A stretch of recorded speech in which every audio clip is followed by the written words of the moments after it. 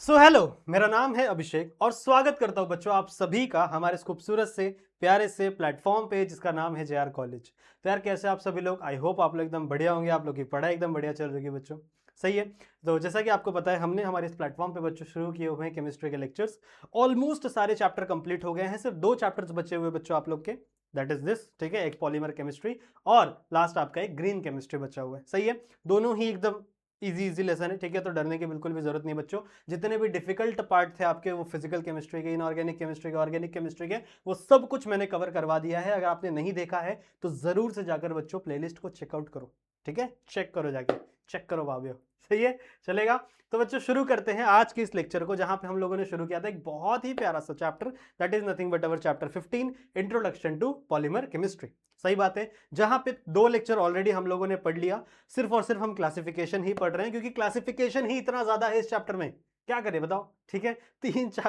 ये तीसरा लेक्चर है और आज हम लोग बच्चों कवर खत्म करेंगे पूरा का पूरा क्लासिफिकेशन, सही है। टोटल 6 टाइप्स के क्लासिफिकेशन थे, जिसमें से 3 क्लासिफिकेशन हम लोग ने पहले 2 लेक्चर्स में कवर करवा दिए थे, सही है। और आज बच्चों बाकी के 3 क्लासिफिकेशंस को हम लोग कवर करने वाले हैं, तो वीडियो को एंड तक देखेंगे। कोई भी बच्चा इधर उधर नहीं देखेगा, ठीक है। वीडियो फोकस वीडियो पे रहना चाहिए आप लोग का। पेन और पेपर लेकर बैठ जाओ, जितनी भी मैं चीजें बताऊंगा उसको वहां पर वीडियो को पॉज करके उन चीजों को लिखना है आपको अपने बुक में, ठीक है। बिना लिखे अगर देखोगे तो पाप लग जाएगा, ठीक है, चलेगा। तो शुरू करते हैं बच्चों आज की इस वीडियो को। एक और बात आपको बता दूं कि अगर आप हमारे साथ कनेक्ट रहना चाहते हैं बच्चों, तो आप मेरे इंस्टाग्राम पे आ सकते हैं, वहां पर मुझसे बातें कर सकते हो, ठीक है। जो भी आपको डाउट्स होगा वो आप पूछ सकते हो। बहुत सारे अपडेट्स मैं वहां पे शेयर करता हूं, तो जरूर से आके बच्चों मुझे फॉलो वहां पे कर लेना, ठीक है। तो शुरुआत करते हैं बच्चों लेक्चर नंबर 3 की। आ जाओ, ठीक है।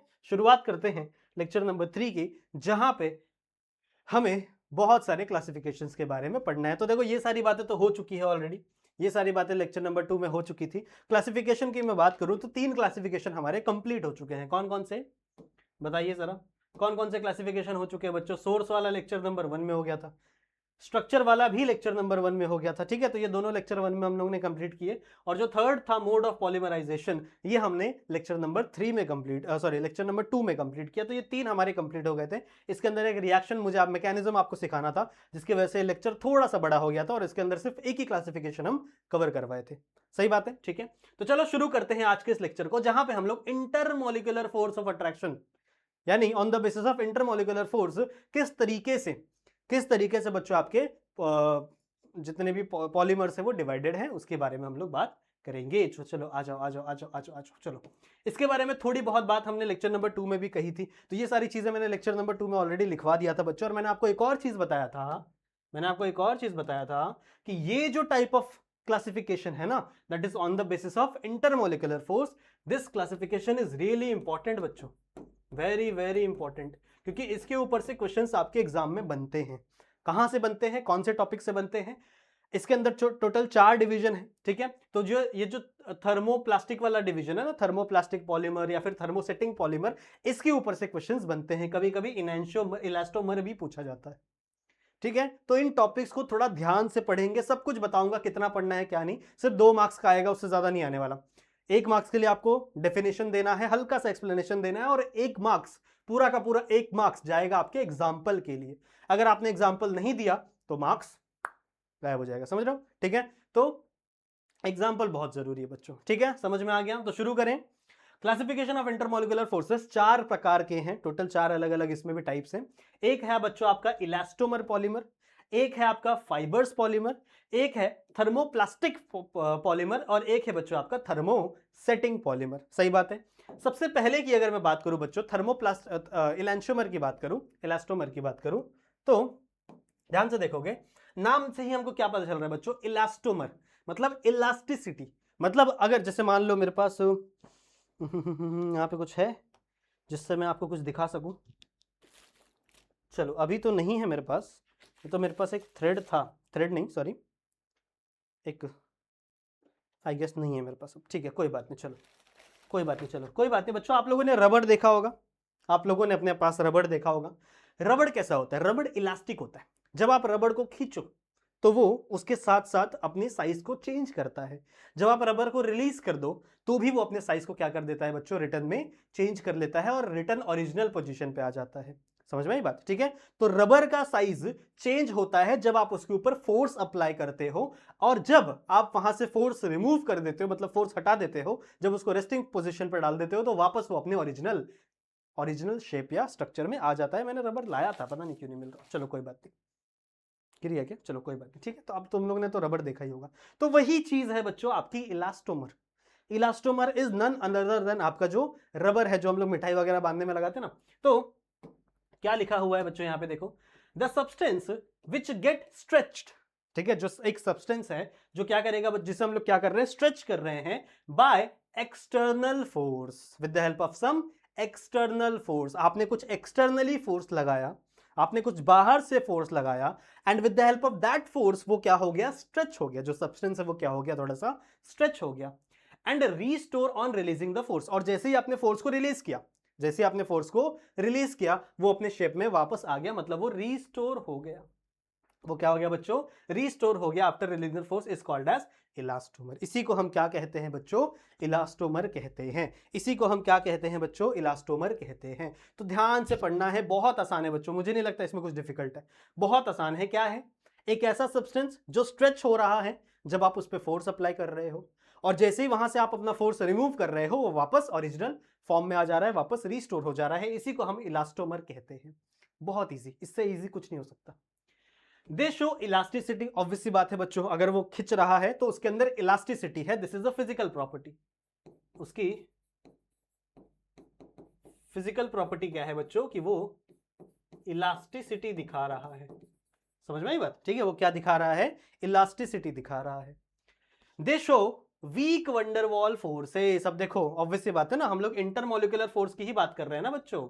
हम लोग division on the basis of क्या कर रहे हैं, on the basis of intermolecular forces की बात कर रहे हैं। तो इनका जो इंटरमोलिकुलर फोर्स है वो काफी वीक है, and you know that van der Waals force बहुत ही वीक फोर्स होती है, ठीक है। वंडरवॉल फोर्स बहुत ही वीक फोर्स होती है बच्चों। तो इनके अंदर वंडरवॉल फोर्स आपको देखने के लिए मिलती है। ये आपका 1 मार्क्स हो गया, and the examples will give you 1 marks, ठीक है। तो क्या है एग्जाम्पल्स, क्या है बच्चों, vulcanised rubber, buna S, buna N, और नियोप्रीन, ठीक है। ये कुछ एग्जाम्पल्स यहां पे दिए हुए हैं। एक एग्जाम्पल लिखने से काम नहीं चलेगा, एक एग्जाम्पल लिखने से बच्चों काम नहीं चलेगा, आपको बहुत सारे एग्जाम्पल, जितने एग्जाम्पल्स कम से कम दिए हुए हैं ना, वो एग्जाम्पल आपको लिखना पड़ेगा। और ये देखो रबर अब मिला, ठीक है। तो यही है बच्चों इलास्टिक, यही है आपका इलास्टोमर। ये क्या है, ये वेल्कनाइज रबर है, रबर का एग्जाम्पल है। अगर आप इस पे फोर्स अप्लाई करो तो देखो ये अपनी शेप को चेंज कर देगा, और ये इतना बड़ा हो गया, लेकिन जैसे ही आपने फोर्स हटाया, ये वापस अपने शेप में आ गया, वापस अपने शेप को रिस्टोर कर लेता है। So this is nothing but a vulcanised rubber, ठीक है। Done, okay. So this is nothing but a elastomer. इसका फोटो खींच सकते हो या फिर इसका स्क्रीनशॉट ले सकते हो। हो गया, डन, ओके। चलो अगले टॉपिक पे चलते हैं बच्चों। अगला है फाइबर्स। फाइबर आपने देखा है, आपने थ्रेड्स देखे होंगे, जूट, जूट के फाइबर्स देखे होंगे। जूट का थ्रेड बनाते हैं हम लोग। गांव में जो ये रहती है ना, खटिया रहती है, खटिया, खटिया पता है तुम लोग को, ठीक है। बेड, गांव का एक बेड रहता है, जूट फाइबर से उसको बांध बांध के एक बेड बनाते हैं, वहां पे खटिया बनाते हैं, ठीक है। तो वो भी बहुत इंपॉर्टेंट है। So the polymer solid which form a thread is called as fibre, ठीक है। एक सॉलिड पॉलीमर है, एक सॉलिड पॉलीमर है जो क्या बना रहा है बच्चों, थ्रेड बना रहा है। किससे बना हुआ है, थ्रेड से बना हुआ है। उसे हम क्या कहते हैं, फाइबर कहते हैं बच्चों। वही थ्रेड जो आपका जूट वाला फाइबर होता है, ठीक है, that is nothing but a thread. They show high tensile strength. अब टेंसाइल स्ट्रेंथ मतलब क्या, उसको आप खींचो, क्या आप जो जूट का फाइबर होता है इतना, इतना मोटा होता है ना, वो उसको आप ऐसे पकड़ खींचोगे टूट जाएगा नहीं भैया। वो बहुत सारा वेट सह सकता है ना, उसको पकड़ के आप किसी आदमी को निकाल सकते हो, उसको पकड़ के आप किसी बाइक को बाहर निकाल सकते हो। तो उसके अंदर बहुत ही हाई टेंसाइल स्ट्रेंथ होता है, वो जल्दी टूटता नहीं है, समझ रहे हो। तो उसका टेंसाइल स्ट्रेंथ बहुत ही ज्यादा होता है। This show very strong intermolecular forces. अब ऑब्वियस सी बात है बच्चों, जब वो टूट नहीं रहा है, मतलब उसके बीच में जो इंटरमोलिकुलर फोर्सेस हैं उनका अट्रैक्शन ज्यादा है, उनके बीच में अट्रैक्शन ज्यादा है। So they show very strong intermolecular force of attraction, ठीक है। ये हो गया आपका 1 पॉइंट, 1 मार्क्स के लिए। एंड आपको एग्जाम्पल क्या दिया गया है बच्चों, नायलॉन 6, नायलॉन होता है ना, नायलॉन के पतंग उड़ाते हैं हम लोग, नायलॉन 6, ठीक है, पॉलिस्टर और टायरलीन, ठीक है। तो ये एग्जाम्पल है बच्चों, फाइबर के एग्जाम्पल काफी आसान है, नायलॉन 6, नायलॉन 6 और पॉलिस्टर। पॉलिस्टर तो आपको पता है ना, पॉलिस्टर के कपड़े होते हैं जो आप लोग पहन के वाटर पार्क जाते हो ना, पतले वाले कपड़े, ठीक है, जो फटाक से सूख जाते हैं, वो पॉलिस्टर के कपड़े होते हैं।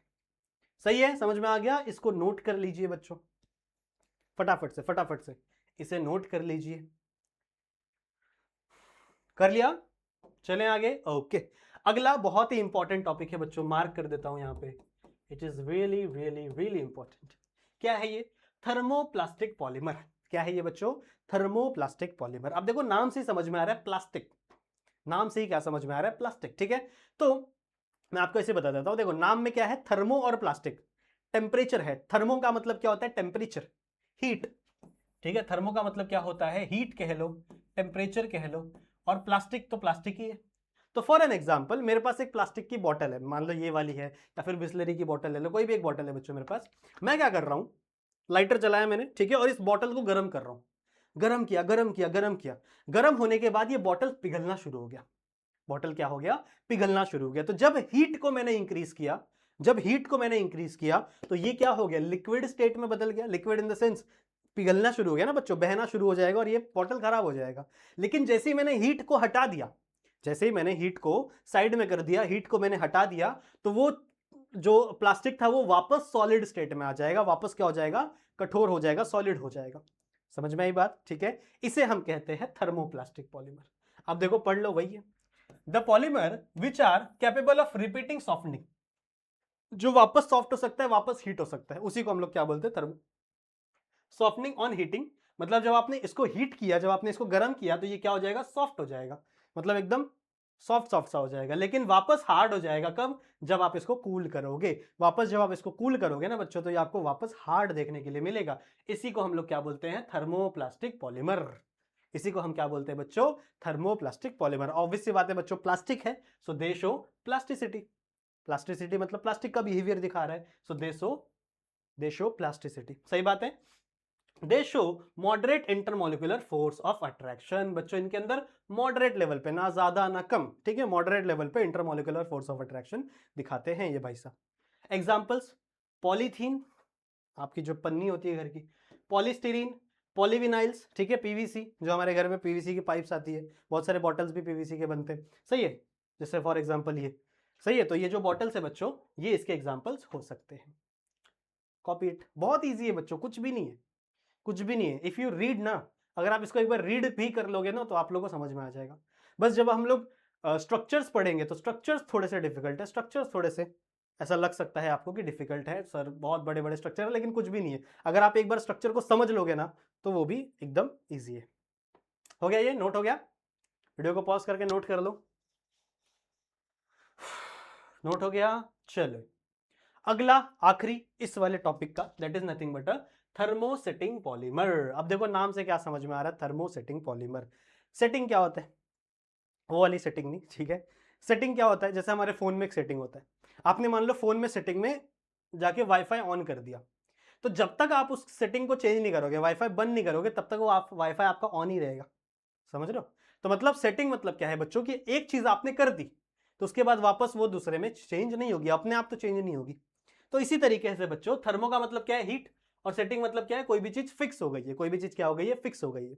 तो थर्मोसेटिंग पॉलीमर मतलब क्या होता है? ऐसे पॉलीमर्स होते हैं जो अगर उनको कोई एक शेप दे दिया, अगर उनको कोई एक शेप दे दिया जाए, तो उसके बाद ना वो सॉफ्ट होंगे ना वो हार्ड, उनकी सॉफ्टनिंग भी नहीं होगी, उनकी हार्डनिंग भी नहीं होगी। समझ रहे हो?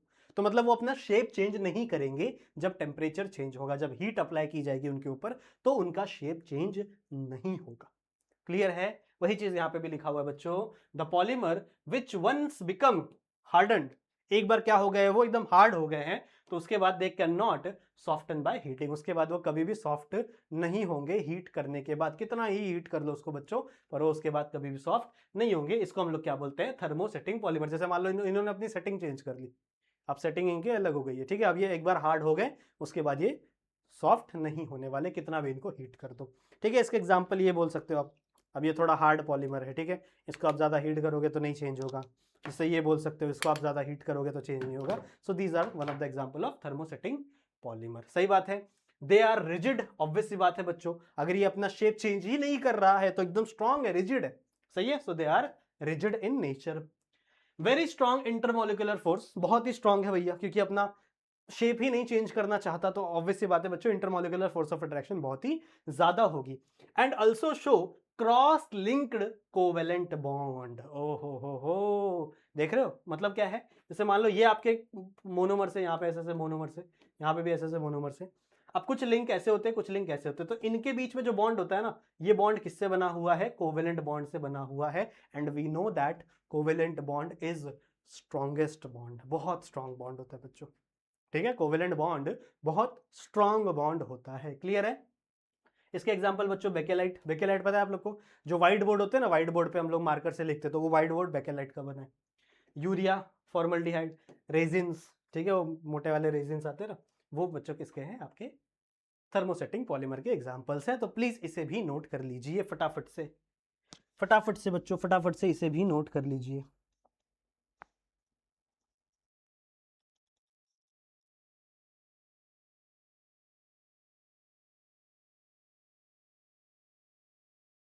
हो गया? हो गया? आगे चलें? ओके। अगला टॉपिक, अगला क्लासिफिकेशन क्या है? अगला क्लासिफिकेशन है बच्चों, classification on the basis of monomers. Classification on the basis of monomers. ठीक है, मोनोमर्स के बच्चों ऊपर क्लासिफिकेशन है। तो इसके भी दो टाइप्स हैं, इसके भी दो टाइप्स है बच्चों। एक है होमोपॉलीमर,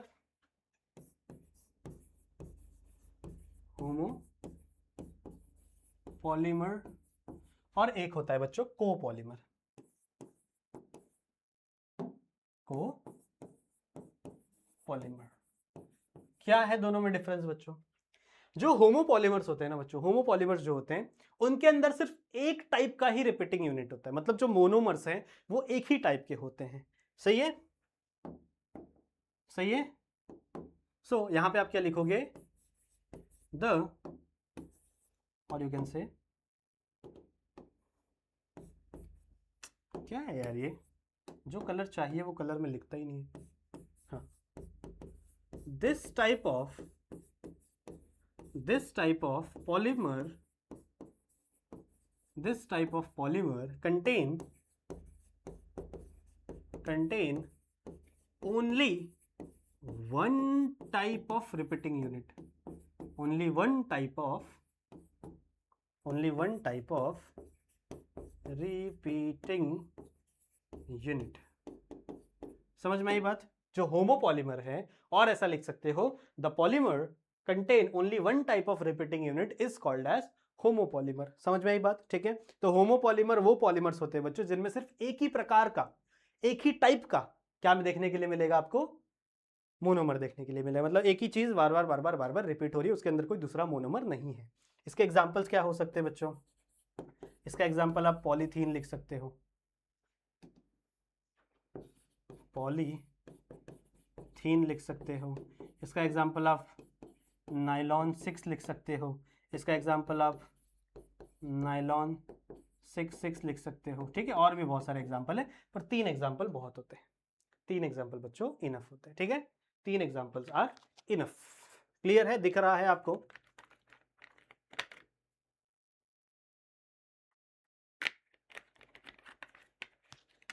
डन है? समझ में आ गया? तो classification on the basis of monomer की हम लोग बात कर रहे हैं। दो प्रकार के हैं on the basis of monomer. एक होमोपॉलीमर, जिसका मतलब क्या है, जिसमें एक ही प्रकार का मोनोमर होता है। नेक्स्ट है बच्चों कोपॉलीमर। कोपॉलीमर क्या होता है?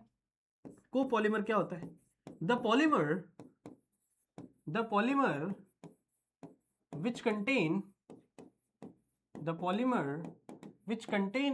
which contain two or more type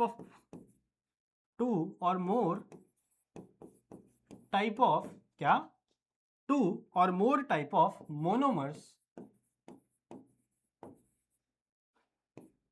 are known as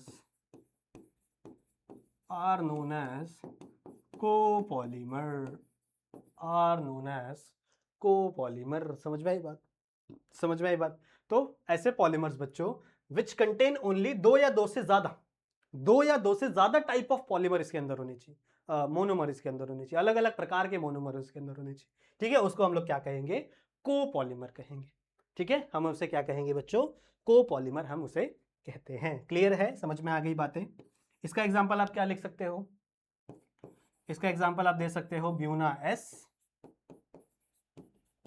Buena N. एक और एग्जाम्पल रुको मुझे देखने तो, मैं भी याद नहीं कर पा रहा। हाँ रबर, इजी था, नहीं याद आ रहा था, कोई बात नहीं, रबर। ठीक है, तो 3 एग्जाम्पल इनफ होते हैं, मैंने पहले भी आपको बताया। सो ब्यूना एस, ब्यूना एन और रबर। ठीक है, तो मैंने आपको क्या समझाया है बच्चों, एकदम इजी सी चीज थी, ज्यादा कुछ डिफिकल्ट नहीं था। मैंने आपको क्या बताया है, classification on the basis of monomer. Monomer के बेसिस पे हमने क्लासिफिकेशन की है। ठीक है, मोनोमर के बेसिस पे हमने क्लासिफिकेशन की है। समझ में आई बात। अगर मोनोमर सिर्फ एक ही प्रेजेंट है, एक ही टाइप का मोनोमर प्रेजेंट है, तो आप उसे क्या कहोगे, होमोपॉलीमर।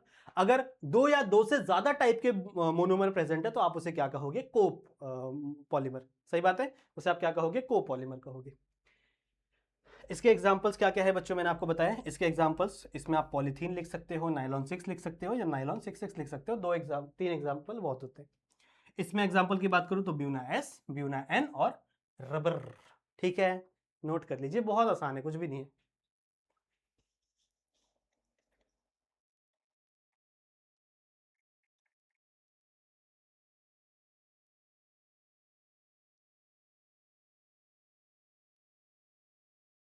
समझ में आ गया, हो गया, डन है बच्चों। Okay, let's move to our next classification and our last classification. ठीक है, अगली क्लासिफिकेशन और लास्ट क्लासिफिकेशन की तरफ बढ़ते हैं बच्चों हम। क्या है अगला classification, classification on the basis of biodegradability. Classification on the basis of biodegradability. समझ में आई बात। ठीक है, कि अगर कोई मॉलिक्यूल बायोडिग्रेडेबल है, what is mean by biodegradable. अगर मान लो आपने पेपर लिया और पेपर को फेंक दिया रोड पे, कुछ टाइम बाद वो पेपर गल जाता है, पानी के अंदर मिल जाता है, पानी में घुल जाएगा या फिर जमीन में मिल जाएगा और वो पेपर वहां से गायब हो जाएगा। समझ लो, वो पेपर वहां से गायब हो जाएगा, उसको कोई उठाता नहीं है, पर वो पेपर जमीन में ही गायब हो जाता है क्योंकि वो बायोडिग्रेडेबल है। समझ में आई बात। ठीक है, लेकिन अगर आपने प्लास्टिक फेंका तो प्लास्टिक बायोडिग्रेडेबल है क्या, नहीं, प्लास्टिक बायोडिग्रेडेबल नहीं है। जैसा आपने प्लास्टिक आज फेंका है, 2 साल बाद वैसा ही प्लास्टिक आपको वहां पे एज इट इज देखने के लिए मिलेगा, सिर्फ उसमें मिट्टी विट्टी लग गई होगी, पर वो प्लास्टिक एज इट इज होगा। मतलब प्लास्टिक बायोडिग्रेडेबल नहीं होता। इसी प्रकार से बच्चों बहुत सारे पॉलीमर्स भी होते हैं जो बायोडिग्रेडेबल होते हैं और बहुत सारे पॉलीमर्स बायोडिग्रेडेबल नहीं होते, तो उसके बेसिस पे भी क्लासिफिकेशन है हमारे पास। ठीक है, उसके बेसिस पे भी हमारे पास क्लासिफिकेशन। क्या है क्लासिफिकेशन बच्चों, 2 अलग अलग क्लासिफिकेशन है। एक को हम कहते हैं बायोडिग्रेडेबल पॉलीमर, मतलब ऐसे पॉलीमर जो बायोडिग्रेडेबल है, मतलब इजीली नेचर में डिग्रेड हो जाते हैं with the help of microbes. ठीक है, और एक ऐसे हैं बच्चों non biodegradable polymer, non biodegradable polymer. ठीक है, तो एक है आपका बायोडिग्रेडेबल, एक है आपका नॉन बायोडिग्रेडेबल। डेफिनेशंस पढ़ो, आपको इजीली समझ में आ जाएगा बच्चों। The polymer which are affected by microbes, ऐसे पॉलीमर्स जो माइक्रोब्स के बाद द्वारा अफेक्ट किए जाते हैं, एंड गेट डिग्रेड, मतलब माइक्रोब क्या करते हैं, उसको डिग्रेड कर देते हैं, are called as biodegradable polymer. तो कितना ही आसान है, और कितना आसान हो सकता है बताओ, कोई टॉपिक कितना आसान हो सकता है, इतना तो आसान है बच्चों। ठीक है, बायोडिग्रेडेबल पॉलीमर मतलब क्या, the polymer which are affected by microbes, microbes उसको अफेक्ट करते हैं और उसको डिग्रेड कर देते हैं, get degraded, are called as biodegradable polymer. उसे हम लोग क्या बोलते हैं बच्चों, बायोडिग्रेडेबल पॉलीमर कहते हैं। दे आर नॉट हजार्डस, वो बच्चों हमारे नेचर के लिए हजार्डस नहीं होगा। ऑब्वियस सी बात है ना, अगर उसको माइक्रोब्स खत्म कर दे रहे हैं, उसको CO2 में कन्वर्ट कर दे रहे हैं, फिर ऑक्सीजन में कन्वर्ट कर दे रहे हैं, फिर मीथेन में कन्वर्ट कर दे रहे हैं, तो वो तो सारी नेचुरल गैसेस हैं। ठीक है, तो वो हमारे नेचर के लिए, हमारे एनवायरमेंट के लिए हार्मफुल नहीं होता। समझ में आई बात। पर अगला टाइप क्या है बच्चों, non biodegradable polymer. Non biodegradable मतलब क्या, जो डिग्रेड होते ही नहीं, ऐसे पॉलीमर्स। ठीक है, ऐसे पॉलीमर्स जो डिग्रेड होते ही नहीं, कौन कौन से हैं, the polymer which are not affected by microbes.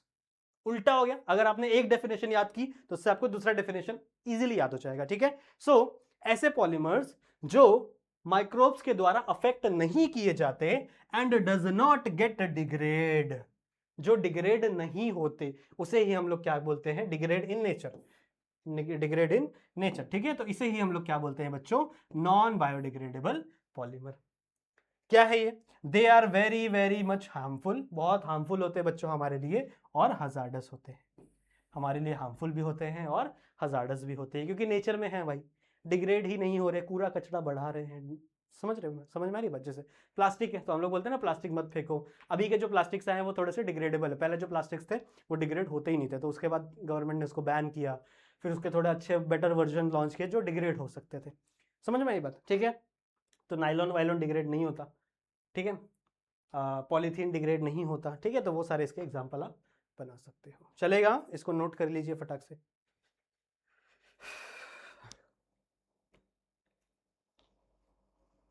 कर लो बच्चों, नोट कर लिया? वेरी गुड, ठीक है। तो यहां से बच्चों हमारे सारे क्लासिफिकेशंस कवर हो जाते हैं, यहां से हमारे सारे क्लासिफिकेशंस बच्चों कवर हो जाते हैं। इंटरमोलिकुलर फोर्सेस वाले क्लासिफिकेशन भी हमने कर लिया, डिफरेंट मोनोमर्स में भी कर लिया, होमोपॉलीमर, कोपॉलीमर एंड बायोडिग्रेडेबिलिटी पे भी हमने क्लासिफिकेशन कर लिया। तो हमारे 6 के 6 पॉलीडिग्रेडेबल, 6 के 6 क्लासिफिकेशन हमारे कंप्लीट होते हैं, 6 टाइप्स ऑफ क्लासिफिकेशन बच्चों हमारे कंप्लीट होते हैं। तो आई होप ये क्लासिफिकेशन आपको इंपॉर्टेंट लगा हो और समझ में आया होगा, ठीक है। इस लेक्चर का नाम मैंने तो यही रख दिया ना डायरेक्ट, इस लेक्चर का नाम मैंने क्या रखा था, क्लासिफिकेशन ऑफ पॉलीमर। तो चलो मैं इसके आगे टॉपिक्स तो नहीं पढ़ा पाऊंगा, पर मैं आपको इतना बता देता हूं बच्चों कि आगे करना क्या है। देखो इसके आगे हमें करना क्या है, पूरे लेसन के अंदर अलग अलग प्रकार के बच्चों आप लोग को पॉलीमर्स के नाम दिए गए हैं, ठीक है, अलग अलग प्रकार के पॉलीमर्स के नाम दिए गए हैं। तो आपको पढ़ना क्या क्या है कि सबसे पहले आपको पता करना है कि उस पॉलीमर का नाम क्या है, कॉमन नाम क्या है, केमिकल नाम क्या है, ठीक है, क्योंकि ये सब ऑर्गेनिक कंपाउंड है ना। मैंने आपको पहले ही बताया था फर्स्ट लेक्चर में कि हम लोग जितने भी कंपाउंड पढ़ने वाले हैं वो सारे ऑर्गेनिक है। तो सबसे पहले उनका कॉमन नेम और उनका IUPAC नेम आपको पता होना चाहिए। फिर हम लोग पढ़ेंगे सारे पॉलीमर्स का वो कौन से मोनोमर से बने हुए हैं, सारे के सारे पॉलीमर्स कौन से मोनोमर से बने हुए, तो उसके मोनोमर का नाम होगा। फिर उस मोनोमर से हम प्रिपरेशन सीखेंगे, how will you convert that monomer into the polymer which you are studying. उस पॉलीमर को कैसे आप प्रिपेयर कर सकते हो, प्रिपरेशन ऑफ दैट पॉलीमर हम लोग पढ़ेंगे। एंड एट द लास्ट उस पॉलीमर का स्ट्रक्चर, जो कि सबसे ज्यादा इंपॉर्टेंट होता है, क्योंकि आपको एग्जाम में स्ट्रक्चर बनाने के लिए आता है। कभी नायलॉन 6 का, कभी नायलॉन 6 का, कभी प्रिपरेशन पूछ लिया जाता है, तो ये बहुत इंपॉर्टेंट होने वाला है, ठीक है। और मैं आपको एक झलक दिखलाता हूं, मतलब डांस तो नहीं करूंगा मैं, पर मैं आपको एक चार्ट दिखा रहा हूं बच्चों। इतने सारे पॉलीमर्स हमें कवर करने हैं, ठीक है, इतने सारे पॉलीमर्स हमें इस चैप्टर में कवर करने हैं, टेंशन मत लो, फटाफट कवर करेंगे। एक वीडियो के अंदर 3-3 4-4 पॉलीमर कवर करेंगे तो आराम से हो जाएगा। कौन कौन से हैं देखो, थोड़ा मार्क कर देता हूं मैं। एक है आपका नेचुरल रबर, सही है, नेचुरल रबर हम लोग पढ़ेंगे, इजी स्ट्रक्चर है इसका भी। फिर पॉलीथीन, पॉलीथीन के अंदर दो है बच्चों, LDPE और SDPE, इसको हम लोग को स्टडी करना है, LDPE SDPE को, ठीक है। फिर उसके बाद बच्चों पॉलीएक्रेनोलाइटोल, इसको हम लोग को स्टडी करना है। फिर पॉलीअमाइड के अंदर दो है, नाइलॉन 6, नाइलॉन 6 सबका हमें सेम स्टडी करना है, जो मैंने आपको पहले बताया ना, इसका नाम, IUPAC नेम, इसका मोनोमर कौन है, ठीक है। फिर उसके बाद उसका प्रिपरेशन, प्रिपरेशन के बाद उसका स्ट्रक्चर, और लास्ट में यूजेस, क्या यूजेस है वो भी हमें स्टडी करना सबका।